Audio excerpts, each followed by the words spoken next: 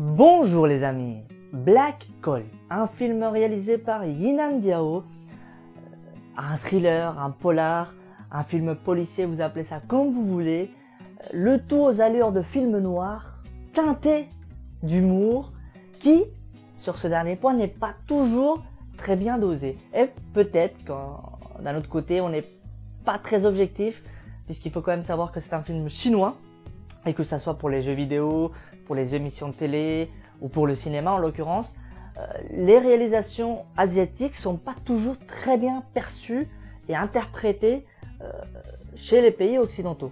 Et ça vaut dans les deux sens, ça va de soi, les réalisations occidentales ne sont pas forcément interprétées de la même façon ailleurs. Mais le fait est que bon, il y a certaines scènes, il y a certains moments dans le film qui nous ont fait rire, nous dans la salle, spectateurs français, et dont je ne pense pas que le but initial était de faire rire. Alors je vais vous donner un exemple très simple. Les inspecteurs rentrent dans un salon de coiffure, ils interpellent deux suspects, tout est maîtrisé soi-disant, donc ils sont 4 je crois, un truc comme ça, bah, bref, peu importe. Et d'un coup ça va partir en steak, mais vraiment je vous dis, ça va tellement partir en steak, et ça va être tellement ridicule de la point de vue des inspecteurs, que on n'aura pas d'autre solution que de rire, quoi. De vraiment parce qu'en fait, il y a un des inspecteurs qui va prendre la veste d'un des suspects, va la lever et là, va tomber un flingue de l'un des suspects. Et là, il n'y a aucun des inspecteurs qui saute, qui réagit, qui fonce sur le flingue, qui dit quelque chose. Non, personne ne dit rien, tout le monde est tranquille, zen. Et là, le suspect, mais en zen attitude, quoi, va prendre le flingue comme ça. Tout doucement, même pas pressé. Le gars, il va faire ça, il va faire... Je sais pas ce qui s'est passé dans cette scène. Alors, voilà, ça a certainement un rapport avec la question de point de vue et de culture et tout ce qui va avec. Mais on était mort de rire, quoi. Et c'est pas le seul moment où il se passe des choses un petit peu bizarroïdes. Enfin, qui nous paraissent bizarres, nous, mais peut-être qu'ailleurs, c'est pas bizarre du tout. Mais voilà, il y a certaines réactions qui ont un rapport avec les inspecteurs qui sont pas normales, quoi, c'est pas possible.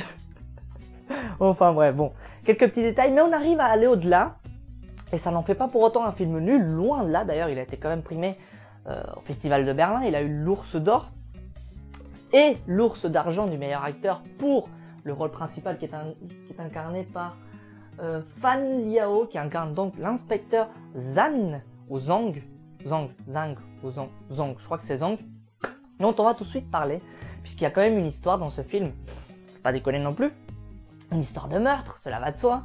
Tout commence en 1999, lorsque des ouvriers d'une usine de charbon retrouvent des parties de corps, donc des pieds, des jambes, des bras, des trucs assez gore quand même, des parties de corps qui appartiennent à l'un des ouvriers qui travaillait, parce qu'il ne travaille plus, il est mort, dans cette usine-là.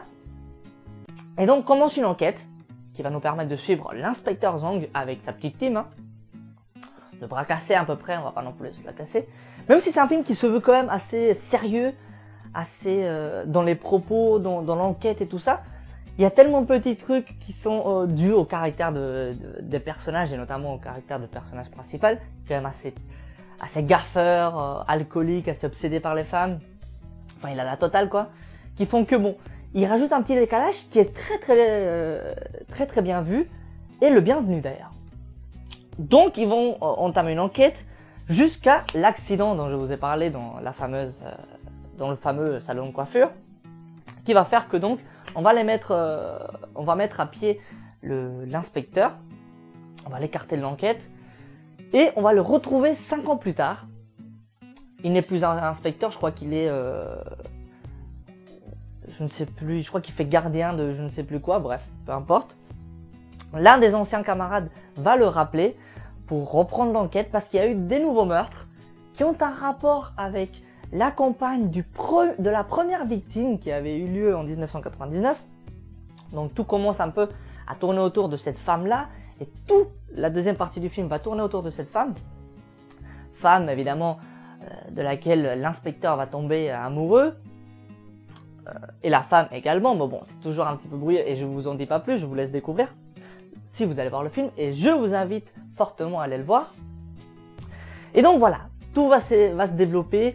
La plupart du temps, ça va être la nuit, donc on va découvrir une Chine vraiment magnifique, et ça me permet d'enchaîner avec, pour moi, vraiment l'un des points forts de ce film, c'est l'aspect visuel, quoi. C'est incroyable, surtout pour les plans et pour les scènes qui se passent la nuit, c'est clairement ça, parce que on découvre une Chine qui est vivante la nuit, une Chine qui est poétique, qui nous en met plein la vue avec toutes les couleurs du vert, du jaune, du rouge, du mauve.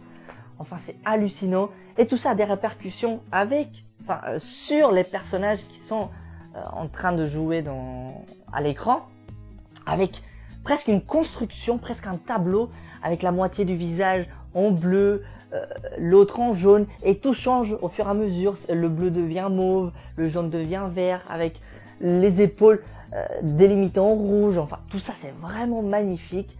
J'ai été bluffé et pas du tout déçu, parce que l'affiche donnait vraiment un aperçu de ce qu'il aurait pu avoir dans le film et ce qu'on a eu exactement dans le film, parce que l'affiche était assez rouge avec pas mal d'ombres, parce que le film joue également sur le contre-jour avec beaucoup d'ombres, beaucoup de jeux de silhouettes, des choses comme ça. Enfin, vraiment, c'est magnifique, il n'y a rien à dire sur l'aspect graphique, et j'étais agréablement surpris et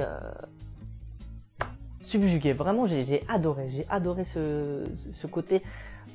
J'adore les films qui sont tournés en assez basse lumière, où on joue beaucoup sur justement le peu de lumière qu'il peut y avoir, avec le fond assez sombre et que le personnage qui ressort et tout ça. Donc j'ai vraiment adoré ce film. Qu'est-ce que je pourrais vous raconter de plus? Écoutez, l'humour, c'est toujours le bienvenu dans ce genre de film, ça allège un petit peu le propos, même si bon, c'est pas non plus une histoire de fou, quoi, de folie. Il y a quand même quelques petits rebondissements sympathiques. Les personnages jouent vraiment magnifiquement bien. Il n'y a rien à dire, d'ailleurs, il mérite largement son ours d'argent. Je ne sais pas quoi vous dire d'autre, à part d'aller voir ce film, parce que vraiment, vous allez passer un très très bon moment. C'est un film très sympathique. Alors certes, vous n'allez pas tout comprendre. Je n'ai pas tout compris. Et d'après ce que j'ai pu entendre en sortant de la salle, mes autres chers camarades spectateurs n'ont pas tout compris non plus, mais ça ne les a pas empêchés d'apprécier le film et de passer un très très bon moment dans la salle. Voilà les amis, donc l'actrice dans laquelle il sera question dans la deuxième moitié du film, c'est Long Mei-Gwen, qui incarne donc Wu Xinjin, bref, qui incarne une jeune femme qui travaille dans une teinturerie, si je dis pas n'importe quoi, ouais c'est cela. Et donc qui est vraiment sublime. Je suis encore tombé amoureux comme d'habitude. Si vous voulez, c'est plus fort que moi maintenant. J'y peux rien. Et donc voilà les amis, je ne sais plus quoi vous dire. Allez voir ce film et à la prochaine.